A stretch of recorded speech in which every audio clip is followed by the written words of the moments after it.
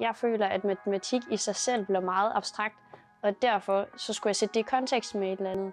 Og økonomi synes jeg også er mega interessant, så det var bare den perfekte kombination for mig. Den her fusion mellem matematik og økonomi. Økonomi er jo det, der får det hele til at hænge sammen, fordi at man kan ikke lige gå hen og købe et brød, hvis man ikke har pengene til det. Man kan ikke lige tage bussen, hvis man ikke har pengene til det. Det er en nødvendighed for det samfund, vi lever i, og det er jo der, jeg gerne vil gøre en forskel. Jeg vil gerne forstå det, jeg vil gerne arbejde med det, og så vil jeg gerne omsætte det til en pixiebog. Den skal kunne give økonomer eller andre eksterne parter mulighed for at kunne forstå økonomien,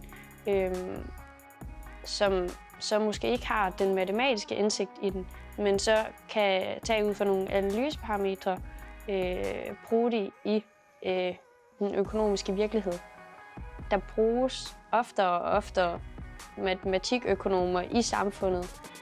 Vi er rigtig eftertragtede, fordi vi netop forstår økonomien, forstår matematikken, og vi har ligesom også selvfølgelig alt det her datalogi, altså programmering, med oven i hatten.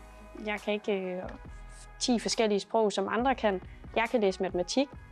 Jeg elsker matematik, og det vil jeg gerne dele med andre, som så måske ikke har så nemt ved det. Man kan tage den her komplekse problemstilling og formidle det, så andre også forstår det.